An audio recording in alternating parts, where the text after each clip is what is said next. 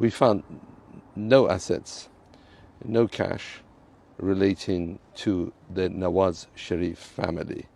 We found a lot of plundered assets, but not one rupee of that could be connected to the Nawaz Sharif family. I think not only I, but anyone in Pakistan who made these accusations against Mr. Nawaz Sharif, both as an individual citizen and as the Prime Minister, seriously owe him an apology.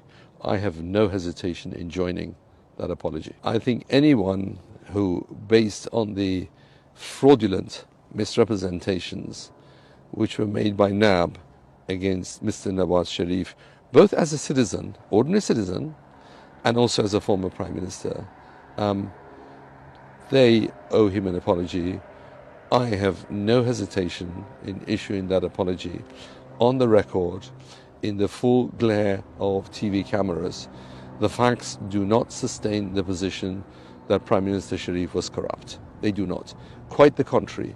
When you've investigated someone for all these years and have not come up with a scintilla of evidence that he has 1 rupee of ill-gotten gains, at a minimum you have to say, I'm sorry, Mr. Sharif, for having made these accusations and have been part of it. I think given what I know of NAB now, I didn't know 22 years ago, Mr. Nawaz Sharif and his family should take this as a badge of honor, frankly, that a corrupt organization, it's a racketeer-influenced corrupt organization masquerading as a National Accountability Bureau.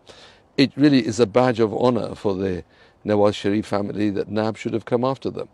I almost wish they came after me, because if they did, it would show that, you know a person by their enemies. If crooks are your enemies, then you do no right, I think. NAB was set up as a witch hunt against the political opponents of Mr. Musharraf at the time.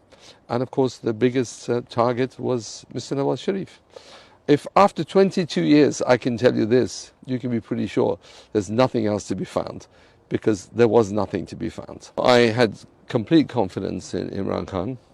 My position is 180 degrees opposed and opposite to what it was when Imran Khan came to power. He fooled all of us. I had the misfortune of sitting very closely with his minister who's responsible for these things, Mr. Shahzad Akbar. What a fraud. So what a surprise, not a surprise.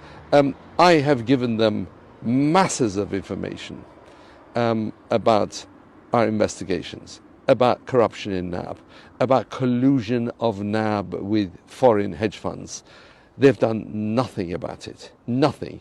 There are honest people inside NAB who are giving me information. I'm very worried for their safety and security, but they show every evidence that they are more frightened of the Imran Khan government than of their targets. It used to be the case that if you investigated a target, well, you may run into some problems. My sources who are giving me information about the collusion between NAB officials and foreign hedge funds, they have every reason to be frightened of this government. The reason why the government has done nothing is because it's a fraud. It's a complete pack of lies. I've had discussions with the minister, with ministers in the Imran Khan cabinet. I've given them masses of information. They have done nothing, absolutely nothing. Imran Khan government is a fraud. It's a fraud through and through. What I've seen, it has no respect for the rule of law. It has no interest in fighting corruption.